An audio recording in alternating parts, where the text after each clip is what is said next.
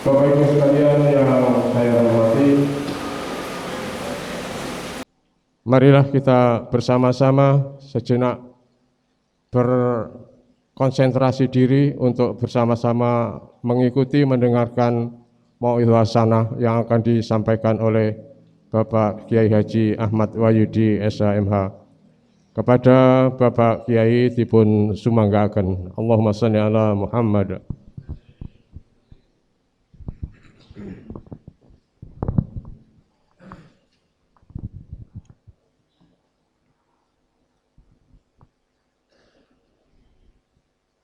Assalamualaikum warahmatullahi wabarakatuh.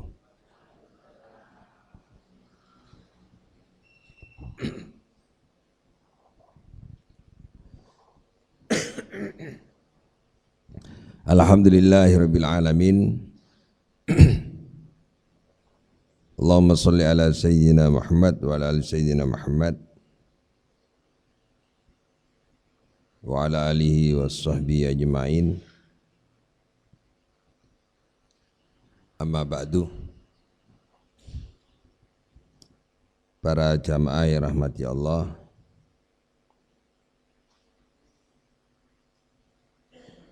subuhnya itu jam 4:15 menit, sehingga kalau kita ngaji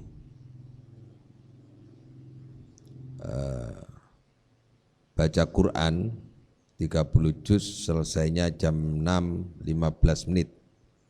Sekarang sudah jam 6:30. Jadi kelihatannya siang. 30 menit yang lalu saya punya cucu kedua.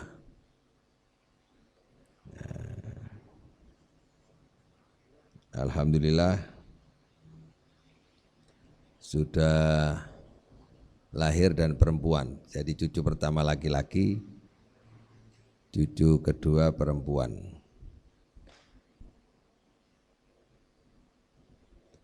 Dulu waktu lahirnya Kois juga Ahad pagi gini. Sekarang lahirnya katanya ayahnya, abahnya dikasih nama Zazulfa, Alena, ya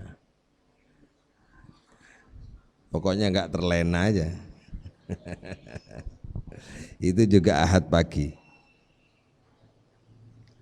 Alhamdulillah sehat dan selamat, lahir normal. Cuman memang agak kecil karena usianya belum genap 9 bulan.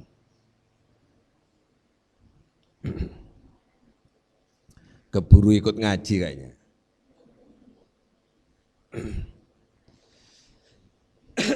Para jamaah rahmati Allah, kali ini saya ingin menyampaikan satu hal yang sangat penting bagi kehidupan kita, karena satu sisi kita ini harus bermuamalah. Muamalah itu interaksi sosial, dan di situ ada hukum yang melekat pada hukum sosial. Karena hukum itu sebenarnya adalah setiap orang yang melakukan interaksi, di situ ada hukum. Jangankan dengan orang lain, sendirian aja sudah jadi hukum. Maka hukum itu lahir karena kita ada interaksi, ada hubungan satu orang dengan yang lainnya. Dalam Al-Quran, di surat Al-Baqarah ayat 282, itu Allah memberikan satu pedoman yang pokok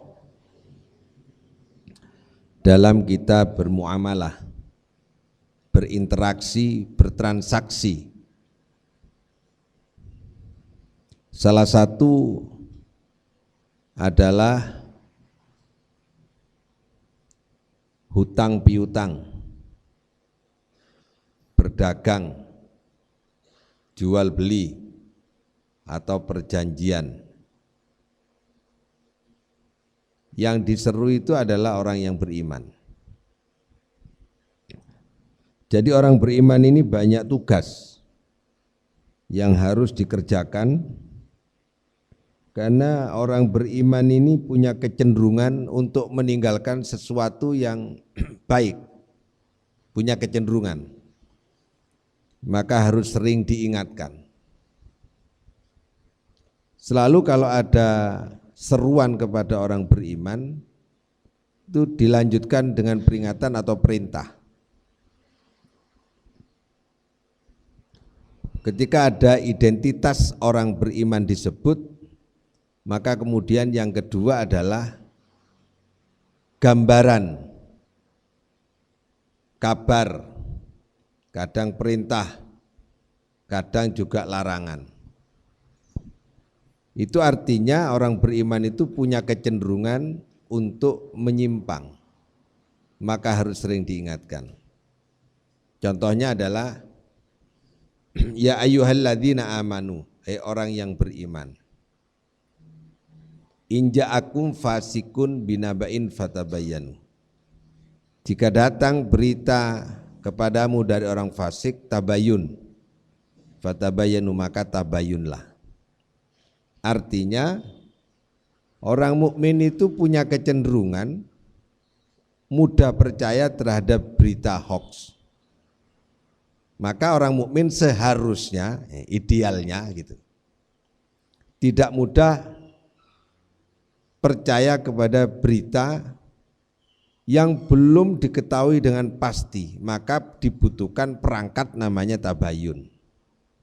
Sehingga orang mukmin itu tidak cukup hanya menyatakan beriman, tapi dalam dirinya harus punya perangkat di dalam pikirannya untuk melakukan tabayun apabila menerima berita. Ini orang mukmin. Demikian di surat-surat yang lain seperti yang pernah kita kaji bersama, orang mukmin itu disuruh hati-hati berbicara, memilih kata. Orang mukmin itu tidak boleh mengolokkan satu dengan yang lain, karena punya kecenderungan suka mengolok-olok, maka diingatkan. Nah, di ayat 282 surat Al-Baqarah ini, orang mukmin diingatkan. Dan ini sisi kelemahan kita yang sering kita dapati di masyarakat. Ayatnya ya ayyuhalladzina amanu, hei orang yang beriman, diseru orang yang beriman, orang mukmin. Wahai orang yang beriman, orang mukmin lagi nih. Idza tadayantum bidainin ila ajalim musamma faktubuhu. Ketika kamu melakukan transaksi hutang piutang atau sejenisnya yang waktunya telah ditentukan, orang melakukan transaksi itu ada tempat, waktu, keadaan, besar, kecilnya barang yang ditransaksikan atau dihutangkan, itu perintahnya harus dicatat.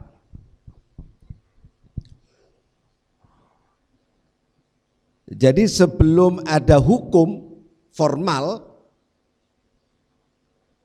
1400 tahun yang lalu, sebelum ada sekolahan notaris, sebelum ada jurusan administrasi,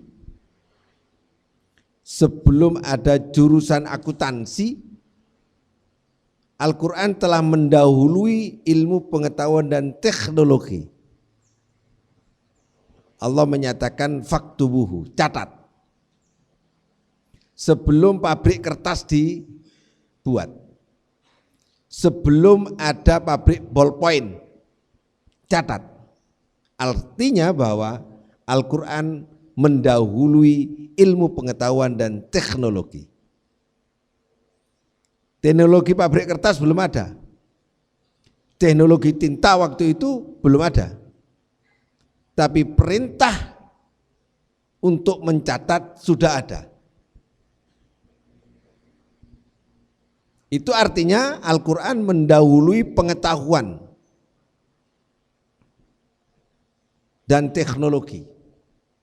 Itu salah satu yang harus dicatat, bahwa Al-Quran bukan hanya sekedar ilmu tapi wahyu. Sebelum penemuan-penemuan yang dilakukan oleh ilmuwan, Al-Quran sudah memberikan informasi terlebih dahulu. Para jamaah rahmati Allah, kemudian selain itu, orang yang bertransaksi itu harus punya kecakapan untuk mengerti apa yang ditransaksikan. Berarti butuh ilmu. Berarti butuh ilmu. Karena butuh ilmu, dia harus pandai dan mengerti dia sedang apa, hutang berapa, berarti kudu iso ngitung duit. Harus mengerti keuangan.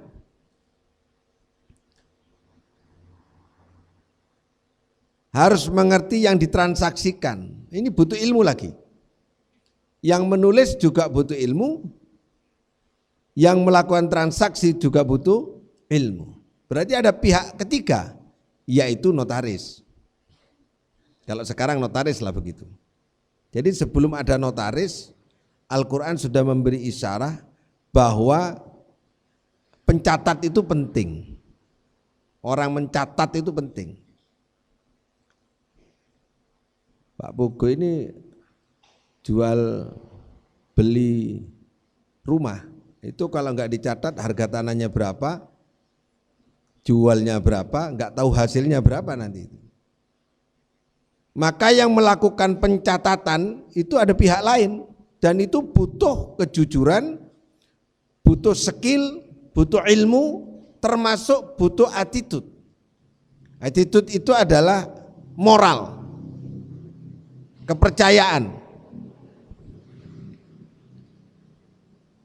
Jadi ada yang bertransaksi, ada juga yang mencatat.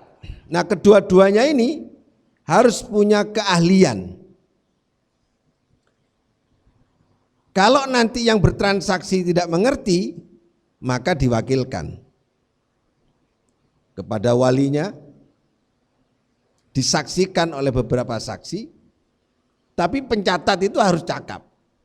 Ternyata di dalam Al-Quran ini tidak cukup tentang ilmu saja dan moral. Ada satu kalimat indah di situ adalah wal yattaqillaha rabbahu. Saya ingin mengkaji ini. Wal yattaqillaha rabbahu.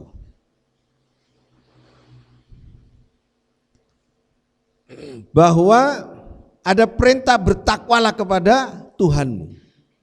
Perintah itu adalah kepada Allah, kepada orang yang melakukan transaksi itu agar takwa kepada Allah.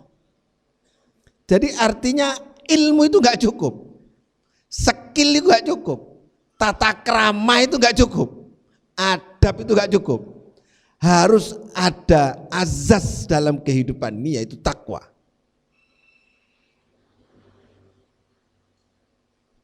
Ini kalau kita hanya aku jujur gak cukup,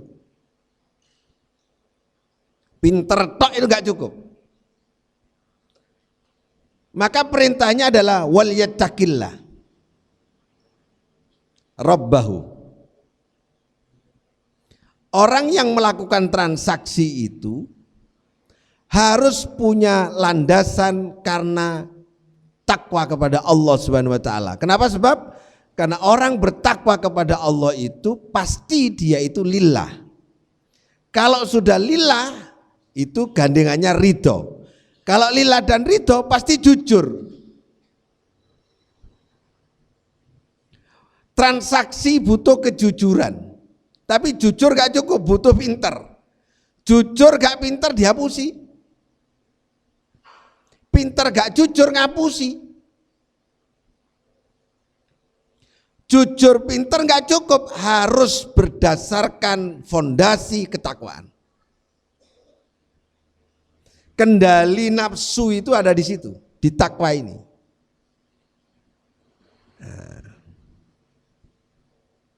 Ini yang harus dibangun. Itulah karakter. Karakter seorang mukmin itu nggak cukup kalau hanya punya ilmu, tata krama, sopan, punya adab yang bagus, nggak cukup. Loman nggak cukup.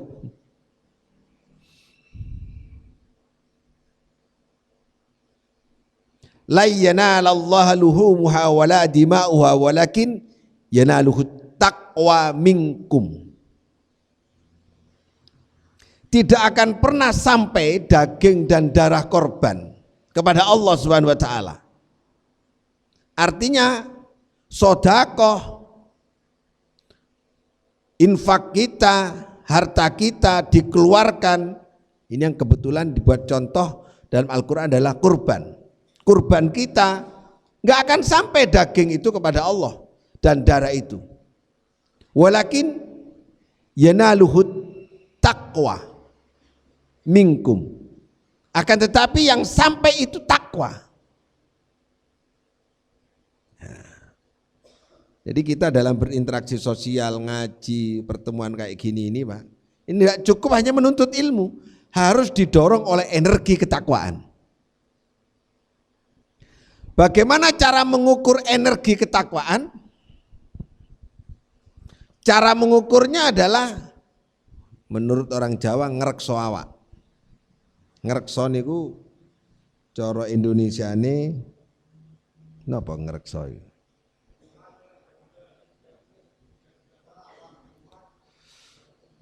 Ya, ngerekso itu tidak hanya menjaga, ngerogo awake. Ngerekso. Awake iki ya apa? Kita ini sebenarnya gimana? Tujuan kita mondok itu apa? Saya bilang sama santri-santri ini, Ibu wali santri ya, jenengan harus bersyukur, betul-betul harus bersyukur kepada Allah. Enggak ada ruang yang tidak membuat kita bersyukur. Punya anak, ada di pondok, tiap harinya dituntut dan diarahkan mengaji Al-Quran. Kehidupannya itu ngaji Quran.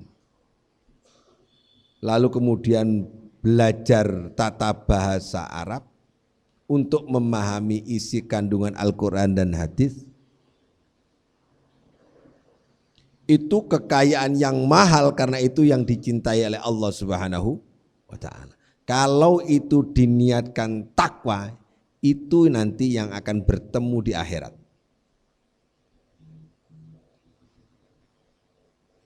Jadi uang yang dikeluarkan untuk biaya di pondok, untuk biaya di sekolah, itu gak akan sampai kepada Allah. Yang sampai itu adalah niat bahwa ingin mencetak anak takwa, itu yang sampai.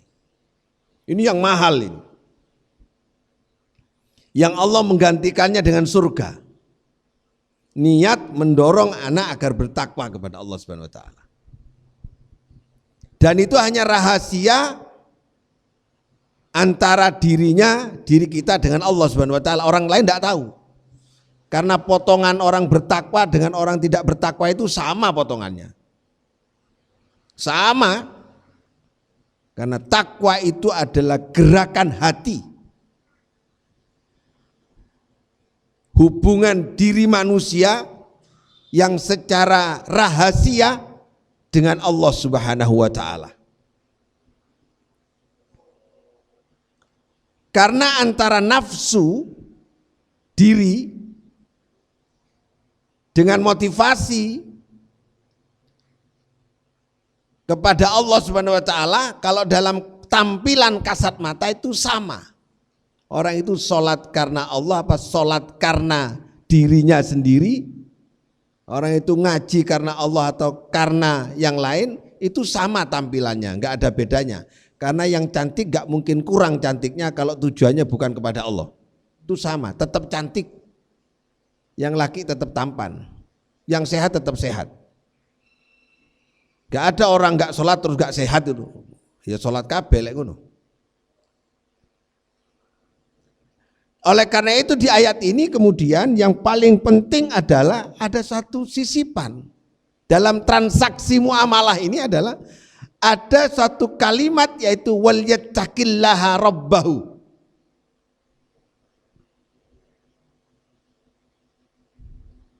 Jadi kita kalau bertransaksi, saya ini pengacara, ngelayani klien, tidak cukup dengan kecerdasan hukum acara. Pak Pugo jual rumah, nggak cukup dengan skill marketing, nggak cukup. Harus didorong oleh ketakwaan kepada Allah. Bahwa hidup itu yang mahal itu adalah takwa. Jadi mutakin itu tidak bisa digantikan dengan dunia seisinya ini. Jadi orang bertakwa itu hadiah yang sungguh luar biasa dari Allah Subhanahu wa taala. Itu hadiah dari Allah itu. Maka berbanggalah kalau punya anak bertakwa kepada Allah Subhanahu wa taala. Pinter anake, senang sekolah ranking 1, enggak pernah ranking 2, belum tentu pintar dalam kehidupan. Jenengan titeni nggih, banyak anak cerdas sekolahnya tapi enggak cerdas dalam kehidupan masyarakatnya. Sebaliknya juga ada anak yang cerdas dalam kehidupan sosial, nggak cerdas di sekolah. Sekarang pilih yang mana jenengan? Pinter tapi gak sopan nang wong tua. Pinter tapi gak bisa bergaul. Pinter tapi gak ngerti tanggung jawabnya sebagai istri kepada suami atau suami kepada istri. Pintar di sekolah belum tentu pintar dalam kehidupan. Maka orang bertakwa itu kedua-duanya, pintar di dalam kelas juga pintar dalam ruang kelas dan di luar ruang kelas. Nah ini Bapak Ibu yang saya hormati, wal yattaqillaha rabbahu. Di ayat yang lain di surat Al-Jathiyah ayat 23 disebutkan begini, ini cara ngerekso. Afaro'aita, apakah kamu tidak tahu? Maka itu bermakna ketahuilah. Man ittakhadha, itu ada orang yang sengaja dia itu mengambil atau ditetapkan oleh Allah itu memang dari awal dia menjadikan ilahahu hawahu, menjadikan hawa nafsunya itu Tuhannya. Tuhannya itu dari hawa nafsunya. Bukan Tuhan yang dikenalkan oleh Nabi besar Muhammad SAW, tapi Tuhannya adalah hawa nafsunya. Ini jelas naik rodo angel. Yang dimaksud ya apa? Orang egois itu bertuhan pada dirinya sendiri. Cara medurone kardi, karepedibi. Kardiman, karepedibi pokok nyaman.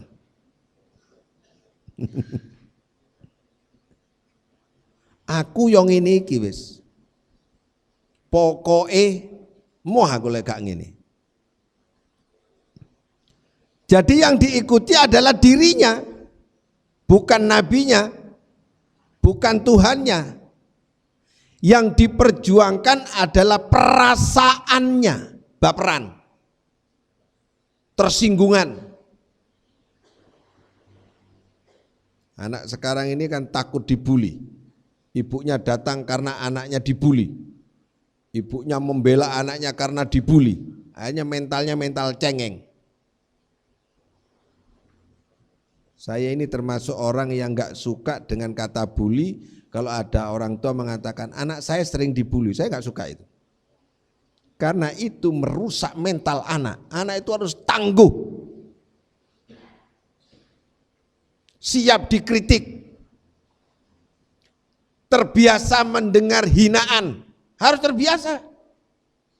Karena hidup ke depan itu keras, tidak hanya dihina, diancam. Tidak hanya hartanya yang diancam, tidak hanya posisinya yang diancam nanti dalam kehidupan yang akan datang, nyawanya pun terancam. Kalau nggak percaya naik sepeda motor sudah. Kita ini santai naik sepeda pelan, ada yang ugal-ugalan, nyawa terkena. Terancam kita karena ada orang sembrono. Seperti kemarin Anda di luar Jawa, remnya blong, orang lagi parkirnya ditabrak. Hidup ini keras. Kalau hanya dibully sudah tidak sanggup menghadapi kehidupan, maka anak itu tidak akan siap menghadapi masa depan. Maka apa bekal kita? Takwa. Dan bagaimana caranya kita menghidupkan ketakwaan dan meningkatkan ketakwaan? Jangan sering mengikuti karpe dewe. Ikutilah karepe Kanjeng Nabi. Ikutilah karepe agomo. Maunya agama itu apa? Maunya Allah itu apa? Maunya Kanjeng Nabi itu apa? Itu yang terbaik. Seperti anak mengikuti kemauan orang tua. Maunya orang tua itu apa? Pasti yang terbaik. Gak mungkin ada orang tua memberikan arahan yang terjelek bagi anaknya. Kalau sudah anak mau nuruti kemauan orang tuanya yang terbaik, maka itu salah satu ciri orang bertakwa.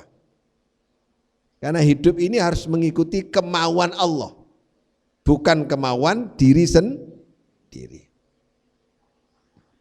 Itu buktinya. Afaraita manittakhadha ilahahu hawa? Tahukah engkau siapa yang menyembah Tuhannya sebenarnya bukan Allah yang disembah tapi hawa nafsunya. Yang disembah dirinya sendiri. Ya ciri-cirinya itu kalau dalam kehidupan sehari-hari. Iki lek gak ono aku gak iso. Iki aku iki. Iku ciri-ciri. Awas itu. Iki lek gak aku sing ngekeki gak kira dadi pondok pesantren. Ciri-ciri. Sampean lek gak bojo aku gak kira sugih lan enak kaya ngene. Nah itu ciri-ciri itu. Sampean niku sapa anak wong melarat? Tak bojo aku kudune bersyukur. Nah itu ciri-ciri. Lihat ya, ada orang pinter tapi gak kaya. Ada orang gak sekolah, bahkan gak bisa nulis, sugih.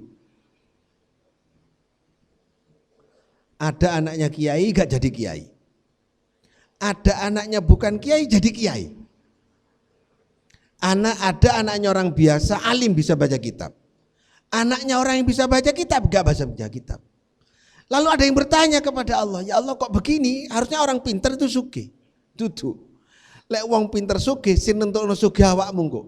Sugih lan tidak rezeki aku sing nentokno. Duduk pikiranmu sing pinter iku. Di sini bedanya kita cara melihat kepada agama. Orang-orang bertakwa itu caranya begitu melihatnya.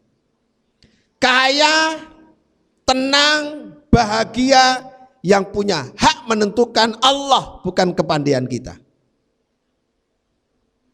Jadi kita sebagai orang yang misalnya pintar tidak usah cemburu kepada orang yang bodoh kok kaya. Karena Allah yang memberi kekayaan itu. Enggak usah kita ini marah karena jadi kiai lalu ada anaknya orang yang bukan kiai jadi kiai lalu cemburu. Enggak usah karena yang menentukan dia itu jadi kiai itu Allah.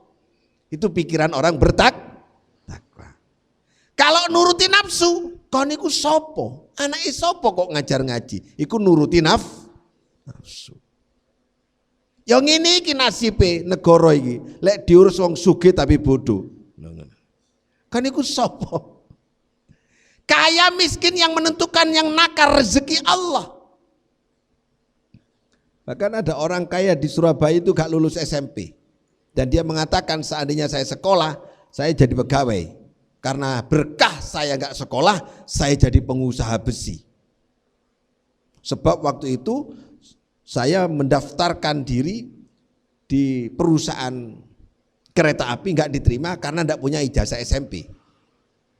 Seandainya saya punya ijazah SMP, saya jadi pegawai kereta api, katanya dia. Berhubung saya tidak punya ijazah SMP, saya kerja. Beli, jual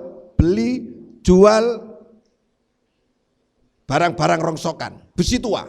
Sekarang jadi miliuner. Gara-gara gak sekolah. Tapi gak kena gaya dalil, ora usah sekolah, ben sugih, ora iso. Karena ternyata banyak orang pintar juga kaya. Sebab kenapa? Karena yang menentukan rezeki Allah. Cara melihat kehidupan tidak boleh dengan nafsu, tapi caranya adalah cara agama. Itu adalah orang yang tidak menjadikan hawa nafsunya sebagai Tuhan. Ini Bapak Ibu yang saya hormati. Saya ini jadi semangat akhirnya. Nah, ini surat Al-Jathiyah ya. Apa resiko dan kenapa orang itu kok bisa menjadikan dirinya, kemauannya sebagai Tuhannya? Karena itu wa adallahullahu ala ilmin. Allah sudah tahu sejak awal, sudah diketahui oleh Allah. Makanya Allah membiarkan sudah.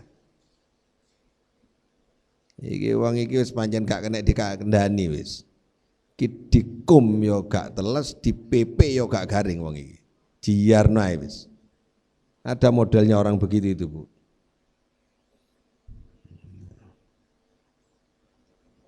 Dikum gak teles, di PP gak garing. Kuwandani mek gak dikandani padha. Gawan bayi, watak. Katanya orang Jawa dulu ada watak, ada, kalau orang Madura gini, ada betek, ada bebetek. Iya Pak Buku, ada betek, ada bebetek. Kalau betek itu kena dirubah kan, kalau bebetek gak kena wis. Patok bangkrong nih, watak, wis pancen watake ngono iku wis. Susah ini. Gawan bayi, ada orang gawan bayi baperan. Ono uang gak mesem, sombong wong iku. Wong gak mesem kok diarani sombong itu? Ada enggak? Ibu-ibu pernah enggak merasa begitu tuh? Nuduh orang enggak kenal gitu. Sombong ya. Mudun teko mobil. Gua ya. Lo kok ngilakno wong gaya wong pancen mlakune ngono kok gaya.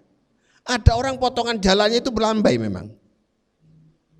Ada yang tegak gak melambai. Terus kita lalu mengukur, sombong wong. Duduk sombong, pancen gaya mlakune ngono iku. Ada yang kok sopan banget ya, duduk sopan ya pancen awake iku ndingkluk pancen. Awake memang lemes. Gawan bayi. Tenang wong iku ya. Duduk sabar memang gawan bayi. Kalau bukan karena Allah Subhanahu wa taala, walaupun tenang, walaupun gagah, walaupun lemas, tidak punya nilai. Itu hawa nafsu. Kalau bukan karena ketakwaan kepada Allah. Sebab kenapa khatama ala sam'ihi wa qalbi? Sebab pendengarannya dan penglihatannya, telinga dan matanya itu susah menerima informasi dan nasihat, susah. Orang model begini ini, orang baperan itu, Bu, dinasihatiku salah. Kenapa melok urusanku? Terus ngomongnya ini privasi. Wow, nggak biasa.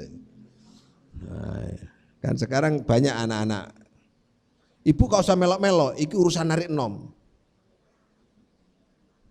Anak siswa sekarang kan gitu modelnya. Terus orang tuanya gak oleh melok-melok. Wih lah bu, ibu aku wis gede bu. Lah terus aku gak oleh melok jagongan be apa tuh? Wih lah aku sing lebih. Itu nafsu itu. Ada enggak itu Pak? Banyak loh anak-anak muda sekarang model-model begitu. Baperan. Ada tetangganya bawa anaknya laki-laki datang. Sopo ibu? Ati njaluk aku ta? Emang kok GR men? Rupamu sopo sih? Ternyata tidak. Duduk sama anak laki-laki itu mau nagih utang. Lali salah bisa. Tak kira ati ngelamar aku ya. Nah itu nafsu. Hawa nafsu.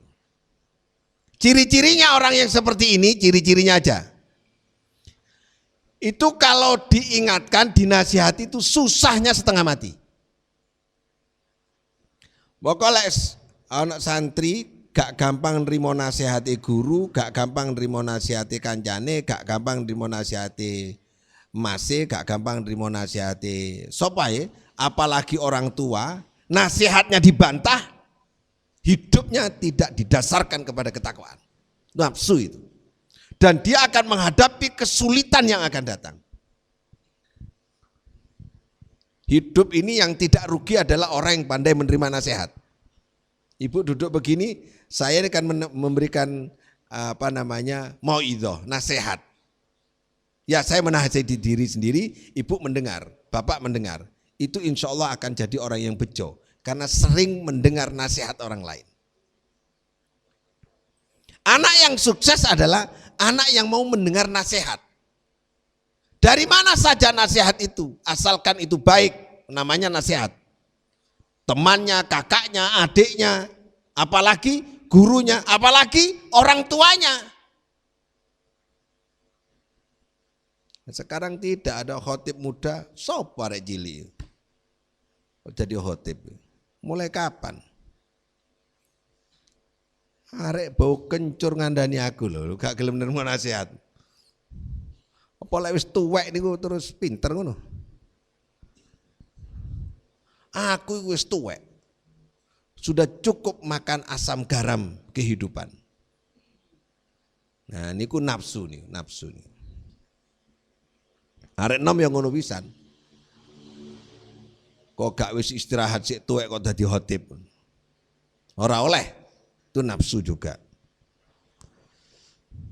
Wa ja'ala ala basari ghisawah. Hatinya juga demikian tertutup. Enggak punya rasa untuk mendengar kebaikan.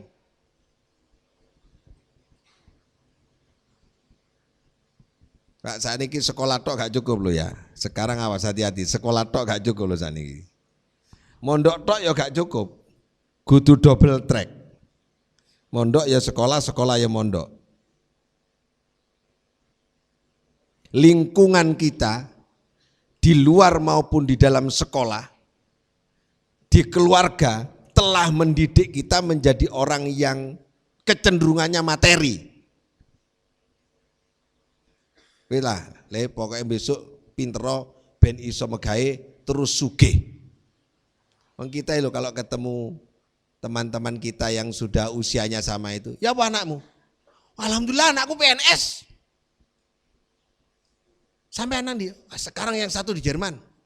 Sing diomongnya iku donya. Alhamdulillah anakku hafal Quran. Enggak apa-apa. Hafal Quran nang Jerman enggak apa-apa, tapi jangan mengunggul-unggulkan karena materi. Jangan karena punya anak ingin disebut hafal Quran. Tapi banggalah apabila anaknya bertakwa kepada Allah Subhanahu wa taala. Karena besok yang masuk pertama kali masuk ke neraka orang yang hafal Quran, tapi kemudian dia bertujuan untuk disebut namanya adalah seorang qari. Orang yang suka sedekah tapi tujuannya riya iku mlebu neraka dhisik. Lu aku kok mlebu neraka wong aku loman. Iya kon loman kan kepengin dilem, mlebu dhisik. Lu aku kok mlebu neraka wong aku hafal Quran. Ha awakmu hafal Quran kepengin dipuji. Ngoten. Karena nggak ada lillah, nggak ada takwa kepada Allah Subhanahu wa taala. Awas, hati-hati, Bu. Maka guru saya Abah Badri bilang, "Yud, awas ya." Dulu bilang gitu saya. Waktu saya bangun masjid tahun 94. Masjid hampir jadi, Abah datang. Bilang gini, Abah Badri, "Awas lo ya. Kon bangun gurung tentu diterimoi. Ojo bangga kon. Salah niat justru iki sing gawe awakmu mlebu neraka." Salah niat. Kalau bukan karena Allah, bablas sang ini. Pondok ini kalau bukan karena Allah, bablas sang ini. Ngaji, anak-anak santri, ibu-ibu nempatkan di sini kok niatnya cari yang murah, kos ben gak bayar, bablas sang ini. Podo-podo bablas bisa nih. Saya ngajar bablas, saya ngaji ya bablas. Lah podo bablas ya bundas. Niatnya harus lillah karena Allah Subhanahu wa taala. Itu kunci kesuksesan hidup di dunia dan akhirat. Jangan punya niat yang lain. Karena niat yang lain itu pasti nafsu. Hawa. Ya. Apa terusan ini? Faman yahdihi mim ba'dillahi. Terus apa sing iso ngekeki petunjuk iku? Lek Allah Subhanahu wa taala terus apa sing ngekeki petunjuk? Mudah-mudahan kita dapat petunjuk dari Allah Subhanahu wa taala. Wis. Muga-muga oleh petunjuk. Sapa sing nganti maju iki? Nah, ini wali santri ada ini. Ada pertanyaan. Gusnya itu kok gak tahu tampil apa? Engko terus anake wong tampil Gusé gak iso. Coba saiki sekali-kali Gusé ditampilno. Lek Gusé kudu sekali-kali. Engko Rosi pintar. Ndi Rosi wis. Fitri pintar. Wingi Zahra, kemarin Rizal, Hirzal sudah. Tadi saya ditanya oleh jamaah itu, Gusnya mana kok nggak pernah tampil? Wah, ini tampilnya kudu beda iki. Barik kayak no papan tulis itu. Nah, kudu mbek nerangno mbek papan tulis gitu. Nulis mbek tulisan Arab ya. Lek elek ben ketok, lek apik ben ketok, ben belajar. Nah, Gus iki abot nerusno kula soal ini. Tulungono iku. Sapa kel? Lek diwasi gak iso kel.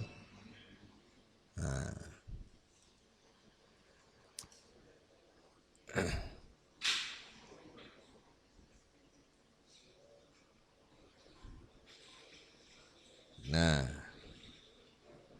gini, yakin no? Nah, ngono.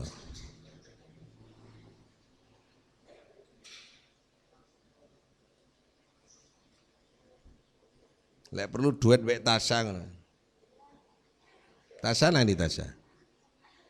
Anak. Anak. Ah ya.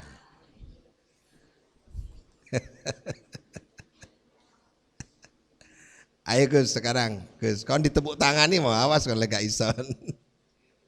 Ini gak pernah saya ajari bahasa Jawa soalnya ini. Sebelum ke Gus bangkit ya, wali santri, saya tak cerita dulu. Saya ketika punya anak pertama, kedua, sampai kuliah, saya jujur ke jenengan, saya tidak sempat ngajari ngaji. Anak saya yang pertama dan kedua itu gak sempat saya ini ngajar ngaji sampai kuliahnya selesai.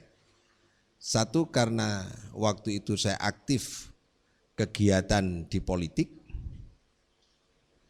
Anak saya yang pertama saya titipkan ke kakak saya, sehingga saya jarang pulang.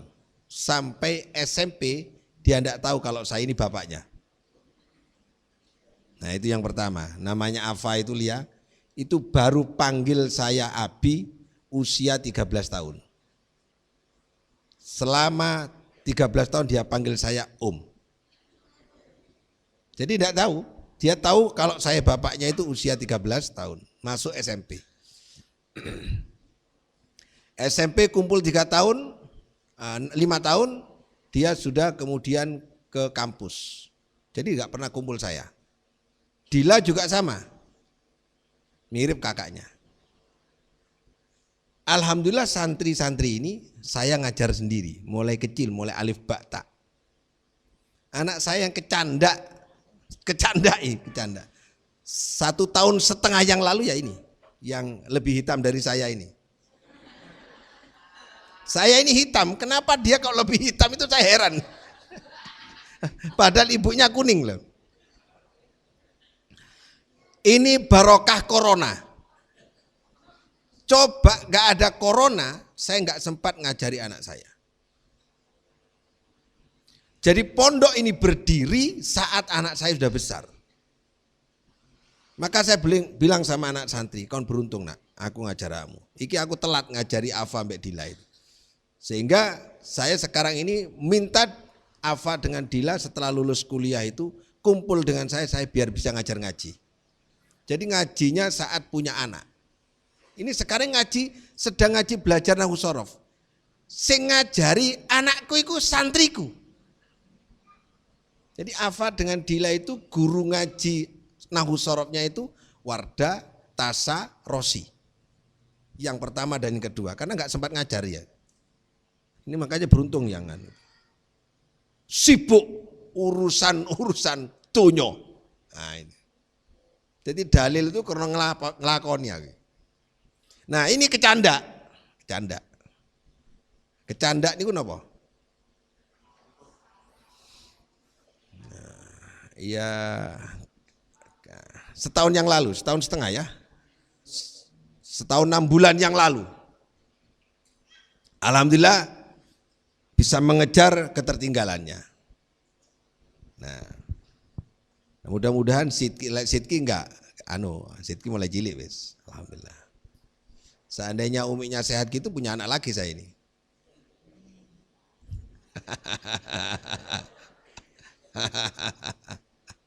Saya ngomong gini nih, umiknya cemburu. Napa pingin nikah malih? Tak nikah aja deh. Aja guyon.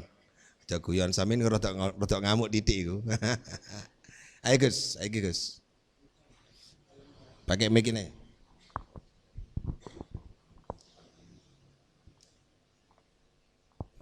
Assalamualaikum warahmatullahi wabarakatuh. Alhamdulillah akhirnya saya duduk di depan ini menyampaikan suatu kitab yang dimana kitab ini tidak ada di Indonesia, karena kitab ini kalau cara bahasa Inggrisnya limited edition karena dari Yaman. Kitab ini langsung dari gurunya Gus Iqbal, yaitu nama beliau Muhammad bin Ali bin Muhammad Ba'atiyah Audawani. Jadi alhamdulillah ini kitab Sarah Aqidatul Awam. Kalau Aqidatul Awam sudah umum pada santri-santri ya, santri salaf, santri modern sudah sering didengar, dan ini adalah sarahnya. Nama kitab ini Mujizul Kalam, keindahan kalimat, yang dibuat oleh Imam Ali bin Muhammad Ba'atin ya. Alhamdulillah akhirnya saya akan menyampaikan suatu ilmu, karena sebelumnya saya maju itu menyampaikan kata jancuk ya, karena itu diupload lagi di YouTube. Sekarang saya akan menyampaikan suatu ilmu. Bismillahirrahmanirrahim. Alhamdulillahi, alhamdulillah segala puji, tawis kabehane puji kulillahi kadue Allah. Al-baqi kang tetep alat dawami ngatasi piro-piro ketetapan, kekekalan, al-mutafaridi kang nyiptakake dhewe bil khalqi kelawan ciptaan wal ijad lan nyiptakake utawa wujudake, wal idam lan ngilangake utawa meniadakan. Alhamdulillah di sini itu memiliki makna segala puji karena alnya di sini bermakna istighraq.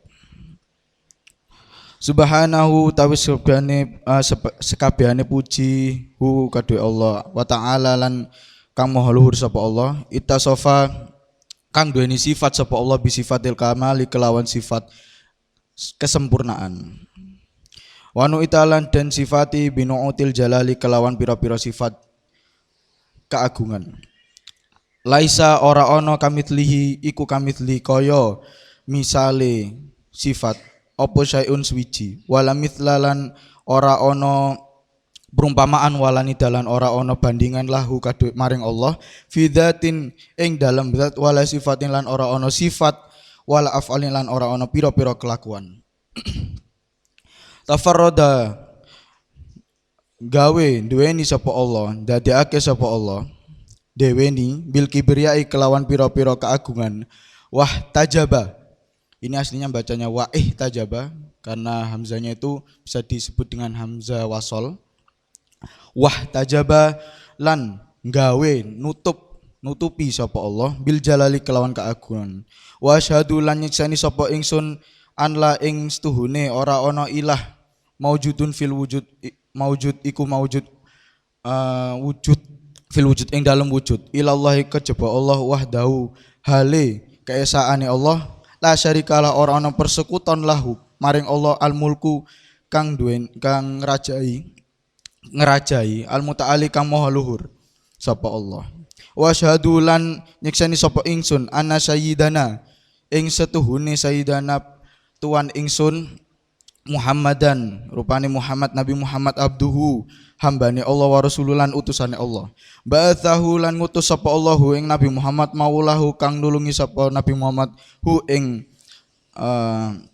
menungso annas hadian.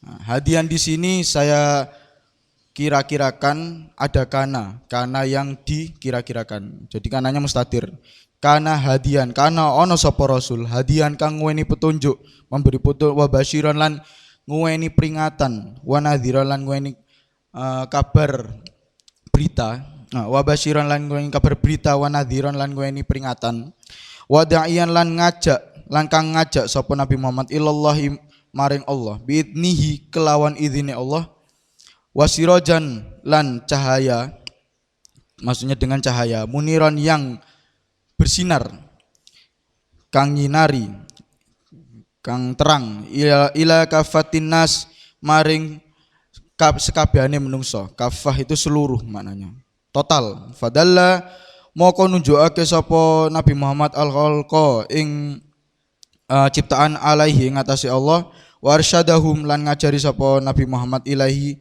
maring Allah. Oh ya sebelumnya karena santri-santri menjelaskannya duduk saya akan menjelaskan secara berdiri. Kita perhatikan di papan ya. Ada spidolnya?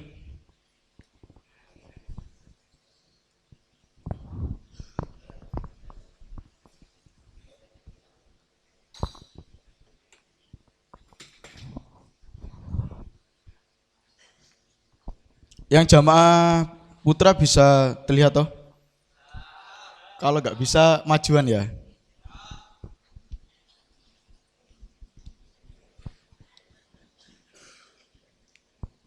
Di sini kita lihat ada lafadz alhamdu. Alhamdulillahi.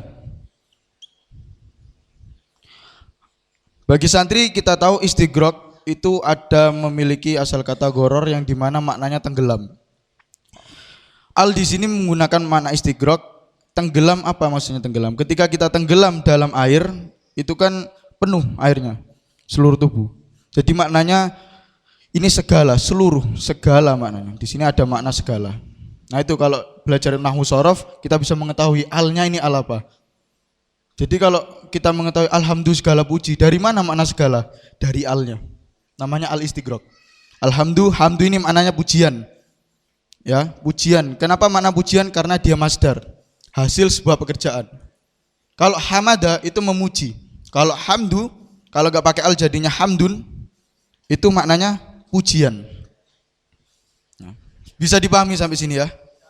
Jadi maknanya di sini ada segala pujian. Lillahi ini jadi khobar. Khobarnya apa? Alhamdulillah. Kenapa alhamdulillah jadi mubtada? Karena di awal kalimat. Nah, jadi ini alhamdulillah iku lillahi kadue lamnya ini kadue Allah. Semuanya milik Allah. Jadi kalau kita dipuji orang itu jangan tenggelam dalam pujiannya. Karena seluruh pujian itu milik Allah. Jangan tenggelam dalam pujian dan jangan juga terlena akan hinaan. Jadi begitu yang kita dapat dari alhamdulillah. Lanjutannya ada makna al-baqi. Bakoya itu maknanya yang kekal. Jadi Allah ini kekal. Mulai zaman kita belum ada, itu Allah sudah ada sebelum kata ada diciptakan. Seperti halnya Abi bicara tentang itu tadi Al-Quran, yang dimana majelis ilmu ini lebih menekankan kepada ketauhidan. Kalau gitu kita harus yakin bahwa Allah itu selalu membantu kita dalam keadaan apapun. Kalau kita yakin bahwa Allah itu selalu ada, begitu Mas. Alat dawami ing atase ketetapan. Jadi Allah itu tetap, tidak akan kemana-mana. Maka dari itu di hadis qudsi disebutkan, ya ibna Adam, la takhofanna min dzikri rizki. Jangan kau risau akan rizkimu besok. Di sini dijelaskan Allah itu tetap dan kekal. Hadis qudsi juga menyebutkan Allah itu berbicara kepada anak Adam, ya ibna Adam, la takhofanna min dzikri rizki. La takhsha min dzikri rizki. Jangan kau takut akan rizkimu besok. La takhofanna min di sultani, dan jangan kamu takut atau mental down gara-gara penguasa di luar sana. Karena seluruhnya kita itu diturunkan rezeki sesuai kodrat kita, sesuai usaha kita melakukan kehidupan. Maka dari itu Allah selalu menekankan ujian kepada kita. Apakah kita bisa melewati ujian tersebut atau kita menyerah di tengah ujian tersebut. Nah, maka dari itu di Al-Quran ada yang namanya musibah. Musibah itu maknanya ujian, bukan bencana, tapi ujian, cobaan yang ditujukan kepada khusus untuk orang mukmin. Di kitab Imam Dawud itu dalam mursalahnya disebutkan musibah itu apa? Kullu masa'a al-mu'mina fahuwa musibatun. Karena seluruh sa'a, sesuatu yang tidak enak untuk orang mukmin itu disebut musibah. Jadi ujian yang dikhususkan untuk orang mukmin itu adalah namanya musibah. Musibah itu bukan bencana. Tapi karena kebiasaannya orang Indonesia telah menafsiri makna-makna tertentu, akhirnya menjadi makna ujian bencana. Oke, sampai sini kita bisa paham ya bahwa di sini menekankan sebuah ketauhidan. Ketauhidan ya. Di mana ketauhidan Allah itu memiliki seluruh atau segala pujian itu hanya untuk Allah, dan Allah itu yang kekal. Tidak ada yang kekal selain Allah. Allah dawami di atas yang ketetapan. Jadi Allah itu tetap sifatnya dan lebih agung daripada yang agung. Saya baca tadi di kitab ada kalimat kullu. Kok kullu ya? Laisa kamitslihi syai'un. Coba Pandu dibuka surat Asy-Syura ayat 11.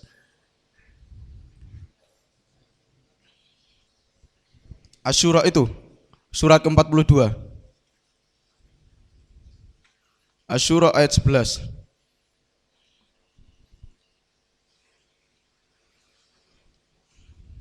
Nah, di situ ada laisa kamitslihi syai'un. Imam Muhammad Al-Bataniyah itu mengambil kutipan dari Al-Quran. Laisa kamitslihi syai'un. Laisa ini pengamalannya seperti kana. Ya, tidak ada. Ini kafnya ini bermakna seperti. Karena kaf jar ya. Santri seperti perumpamaan sifat Allah. Ini jadi fa'ilnya laisa. Opo syai'un suwiji, sesuatu. Di sini ada keunikan dari kalimat ini, yaitu ada kamitslihi. Kaf di sini itu bermakna seperti. Dan mithli, asal kata mithli, masalah, itu maknanya seperti juga. Apa maksud Al-Quran dan imam ini mengambil kalimat laisa kamitslihi syai'un? Dalam tafsir Al-Qurtubi dijelaskan kaf di sini ada dua pendapat ya. ada imam yang menjelaskan kaf ini untuk ziyadah, dia dijadikan ziyadah, zaid, ziyadah yang fungsinya mentaukiti misli. Tapi dia tidak bermakna kalau ziyadah. Ada pendapat yang kedua, kafnya ini tidak ziyadah, melainkan kaf ini berfungsi itu taukid tasbih untuk kata misli. Seolah-olah berbunyi begini, laisa, ka, ini ka ya. Ini ada domirnya, huwa. Huwa ini siapa? Huwa ini Allah. Ini pendapat kedua, syai'un, sesuatu. Tidak ada laisa seperti, maksudnya ini kita fa'ilnya dulu ya. Tidak ada sesuatu seperti Allah. Kalau ini menggunakan pendapat yang kedua. Kalau pendapat yang pertama, kamitslihi, kafnya ditaukiti, ya, itu tidak ada perumpamaan seperti. Begitu jadi maknanya. Mengapa ada dua? Akhirnya taukid ini berfungsi untuk menegaskan bahwa tidak ada seperti sifat Allah, tidak ada mithli seperti perumpamaan perilaku Allah, seperti ciptaan Allah ataupun keagungan Allah yang bisa diserupai oleh makhluknya. Akhirnya di sifat 20 sifat Allah, ya, Allah wujud, qidam, baqa, itu mukhalafatul lil hawadithi, itu ada 3 inti di situ. Nah, ini perlu dicatat kawan-kawan atau para jamaah. Yang pertama ada an-nafsiyah. An-nafsiyah. Ini spidolnya belum di-khot, jadi tulisannya lumayan. Yang kedua ada as-salbiyah. Ya, yang ketiga ada ma'nawiyah. Apa an-nafsiyah itu? An-nafsiyah itu Allah wujud, diri Allah sendiri. Ini khusus penghususan untuk Allah. Jadi Allah itu wujud, diri Allah sendiri, dan Allah ini qadim ala qadim. Di Allah ini menciptakan dirinya sendiri. Dan Allah itu termasuk kategori tidak ada yang bisa menyerupai. Jadi kalau kita lihat dari an-nafsiyah. Kalau as-salbiyah, sulub, itu memang tidak ada yang bisa menyamai lagi, sama seperti ini, cuma ini lebih detail lagi. Tidak ada yang bisa menyamai Allah. Salah satunya apa? Menciptakan makhluk baru.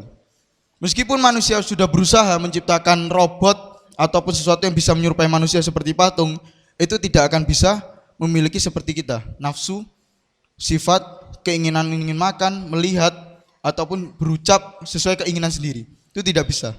Itulah Allah. Nah, untuk al-ma'nawiyah, itu hal wajar yang kita sering rasakan. Salah satunya sama, mendengar. Yang kedua ada basor, melihat. Itu Allah bisa dan kita bisa. Bedanya apa? Di sini ada takhsus, penghususan. Takhusus, khusus. Jadi Allah, cara melihat Allah dan cara melihat kita itu beda.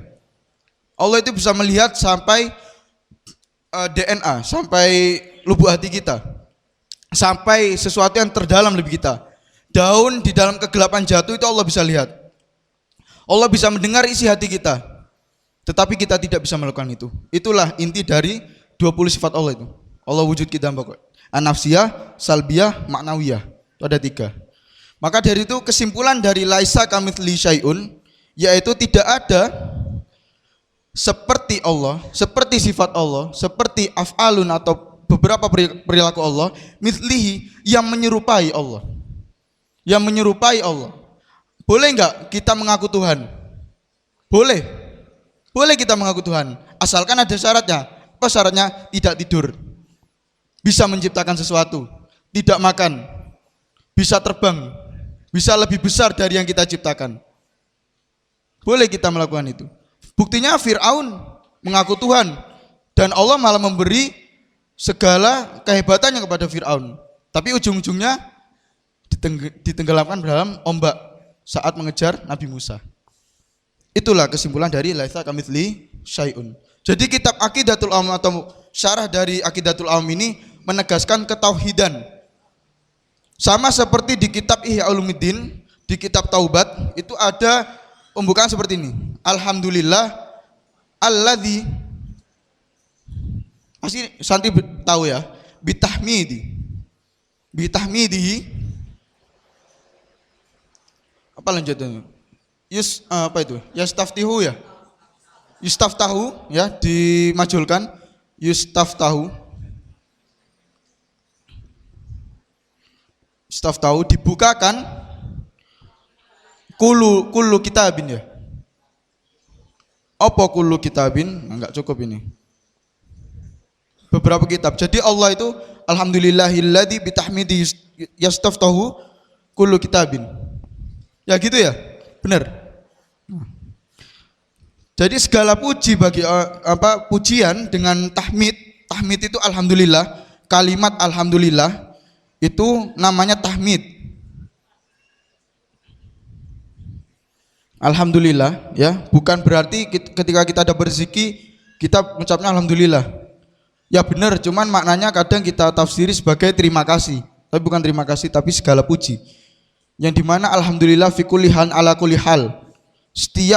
Di setiap tempat, di setiap keadaan kita itu tidak menggunakan zaman. Makanya isim itu tidak ada zamannya.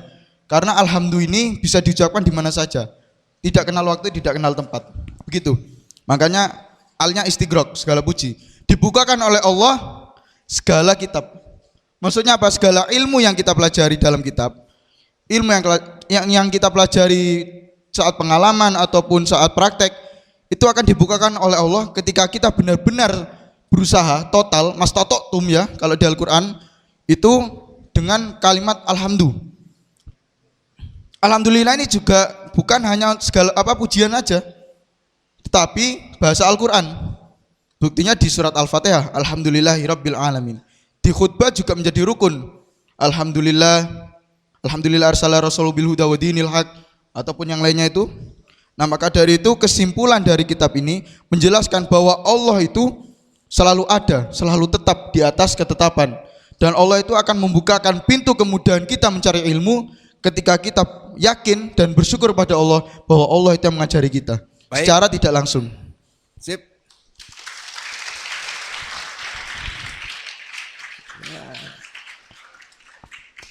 Bisa lah neruskan nanti. Ya, pertanyaan. Pak. Oh, enggak bisa. Saya umur kayak Gus Bangkit enggak bisa. Dan ini hanya belajar 1,5 tahun. Ya, santri ya. Yang bareng kamu Gus Bangkit di sini berapa tahun? 1,5 tahun. Nah, ini kalau 3 tahun ngaji, habis ini besok minggu depan sudah enggak bareng lagi nih. Sudah kuliah, jadi enggak ngaji lagi sama saya. Ini ngajinya cuma 1,5 tahun. Maka santri-santri yang bareng saya 3 tahun, 4 tahun, 5 tahun sampai 6 tahun, nah, kamu bersyukurlah bareng-bareng saya sampai anaknya sendiri aja hanya 1,5 tahun ini. Ya, yang serius. Oke? Makanya nanti saya tak ngambil mantu dari santri saya sendiri aja, ben lengkap.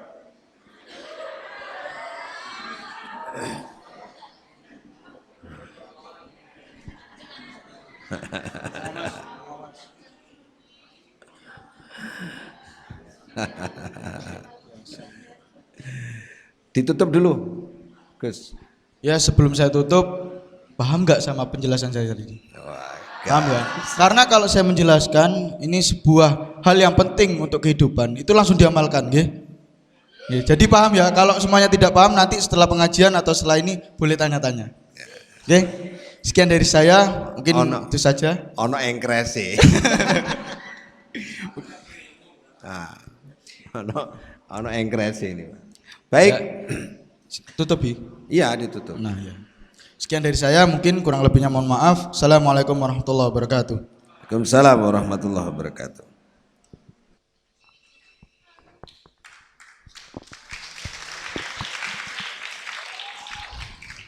Tolong yang tadi dibuka itu surat Al-Baqarah 282-nya itu.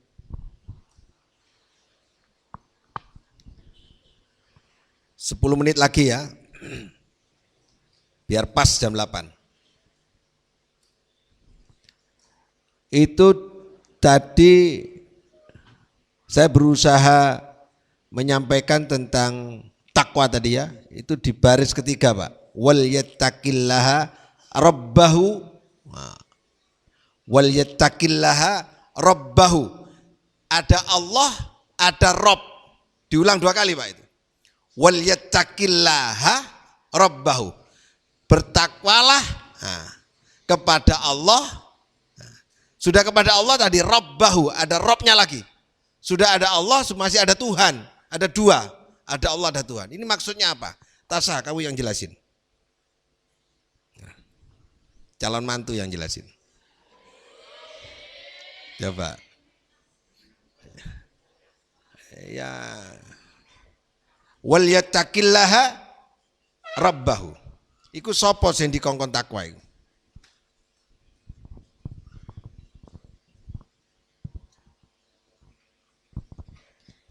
Assalamualaikum warahmatullahi wabarakatuh.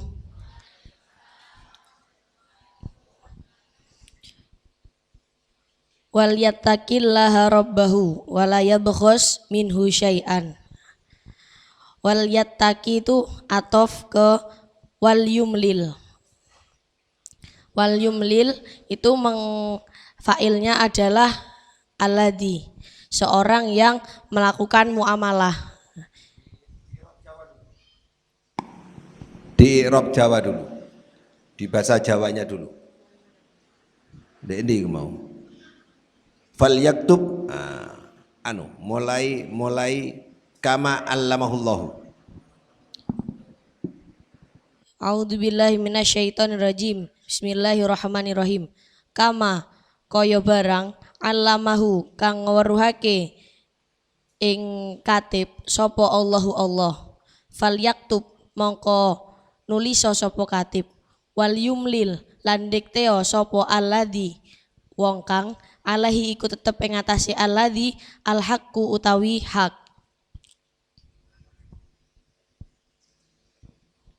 Wal yattaqi lan bertakwa sapa alladzi Allah ing Allah robbahu rupane rope alladzi wala yabkhos lan aja ngurangi minhu saking hutang syai'an ing suwiji.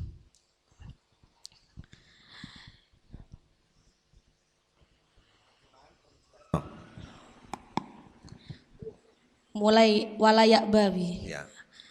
Dan hendaknya seorang katib itu Notaris ya. ya. Ini. Ganti notaris saya.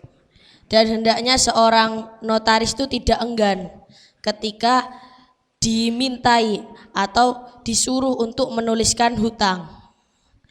Kama allamahullahu, seperti sesuatu yang telah diajarkan Allah kepada seorang katib. Fal yaktub itu untuk taukid, maka hendaknya seorang katib itu menulis. Wal yumlil, dan seorang yang berhutang atau seorang yang bermuamalah itu harusnya mendiktekan kepada seorang katib, dan hendaknya orang yang bermuamalah tadi itu bertakwa kepada Allah, karena Allah itu Rabbahu, pengajarnya alladzi. Kenapa di situ menggunakan Rabbahu? Karena itu nyambung ke kama allamahullahu. Rob itu kan artinya pengajar, pendidik. Makanya di universitas itu kalau fakultas pendidikan itu kan tarbiyah. Karena Rob itu artinya pendidik. Seperti yang atas, kama allamahullahu, seperti Allah telah mengajarkan kepada seorang katib atau seorang notaris. Maka di situ menggunakan Rabbahu, karena di situ Allah berkedudukan sebagai pengajar atau pendidik.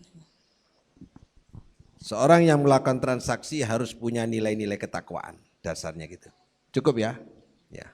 Cocok jadi mantu ini. Ya wis. Iya wis. Iya. Assalamualaikum Sudah. warahmatullahi. Iya. Ya wis. Sudah salam, Sa? Oh, salam dulu.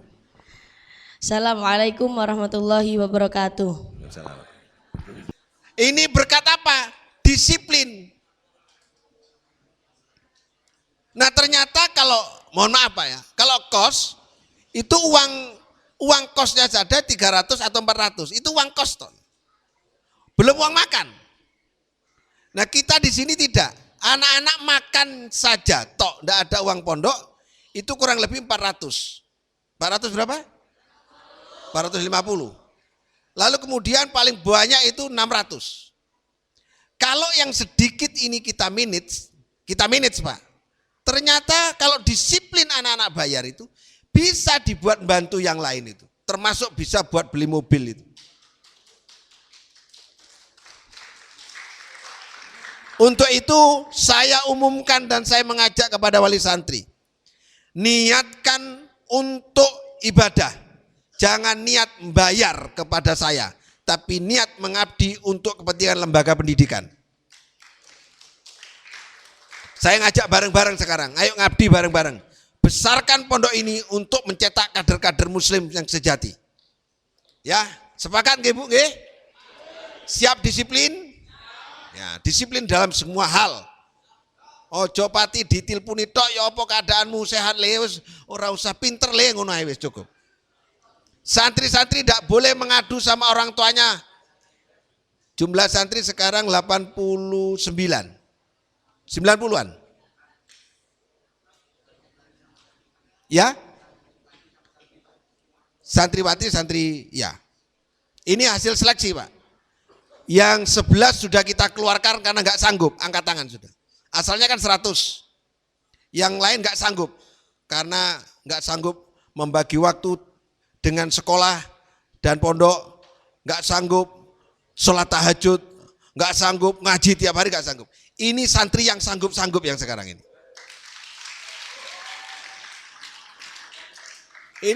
Ini santri tangguh ini, insya Allah semuanya jadi nanti, insya Allah.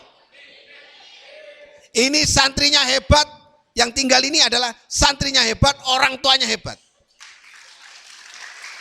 Sampai ada begini Pak, sampai ada orang tua bilang gini, si santri minta boyong, saya tak boyong. Kon lek boyong tak pindah sekolahmu nang wong Sorjo. Ora usah sekolah nang kutho, nang wong Sorjo ae. Ada ini. Ada lagi orang tua yang begini, lek gak mondok, leren sekolah, leren mondok.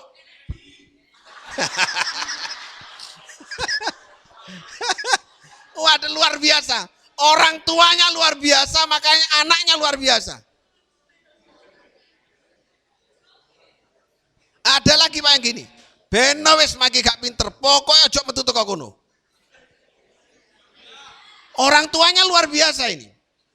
Sehingga saya itu Pak, jaga betul karena apa? Ada amanah dari orang tua itu. Anggit itu ngantuan, ngantuk tok. Tapi amanahnya orang tuanya, pitulung wis niku iya wis tak jaga wis jan maki ngantukan. Apalagi namanya bintang itu. Turu wae, Pak. Ini yang hebat orang tuanya. Puguh. Wah, puguh itu mbeleng lipat papat. Tapi ibunya bilang, kapan kon nyenenono aku mbek nangis? Mbek nangis. Pokoknya loh niku. Akhirnya puguh jadi sekarang ini yang asalnya lipat 4, sekarang lipat 4 rajinnya.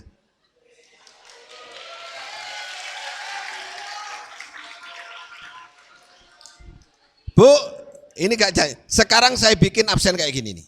Ya, nanti ibu bisa lihat. Pak, ini yang hijau yang jamaah. Yang tinggi-tinggi ini. Nah, yang merah ini, nah ini yang kalau ingin tahu yang jarang jamaah merah ini, tak kasih tahu. Nah, ini kelihatan toh? Ini jarang jamaah. Ada, nah ini namanya bintang.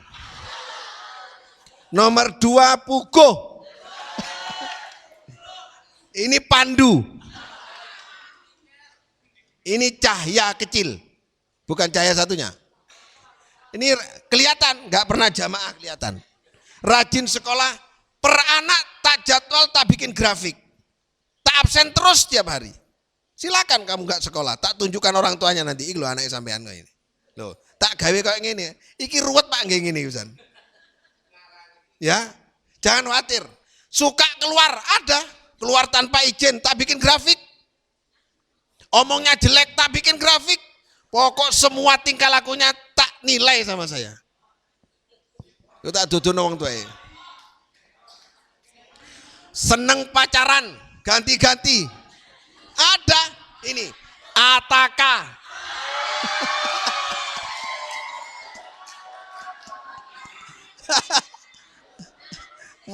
Ada di sini makanya. Mulai sing alim tapi alhamdulillah ternyata grafik ini menurun sekarang ini, yang jelek-jelek, yang meningkat yang baik-baik. Luar biasa. Itu ternyata faktor orang tua. Ya Bu ya, jenengan dukung terus anaknya itu. Jangan ya apa anakku kok gak mangan, ojo ngonoan wis. Kariwat dia. Kalau sakit, tidak usah sering ditelepon. Saya sudah kerjasama dengan Yasmin. Yasmin itu rumah sakit terbaik di sini. Itu datang ke sini. Langsung disontek, dikasih obat. Tidak usah khawatir. Loh kok malah dijak mulai nang kampung. Nang kampung gak ada dokternya malah lagi. Dokternya ada mbak dokter. Di sini dekat. Ya. Wes. Mari kita baca Fatihah, mudah-mudahan sukses semua santri.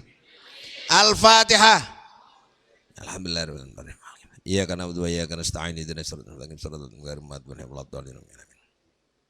Allahumma sholli wa sallim ala Muhammadin rabbana wa khina inna sina wa tanna rabbana wa la tahmil alaina isran kama hamalta wal ladzina qabna rabbana wa la tuhammilna ma la taqata lana wa'fu anna waghfir lana warhamna anta maulana fansurna 'alal kafirin rabbana atina fid dunya hasanah wa fil akhirati qina adzabannar sallallahu alaihi wasallam wa ala alihi wa sallam subhana rabbika rabbil izzati amma yasifun wassalamun alal mursalin walhamdulillahi rabbil alamin. Al-Fatihah.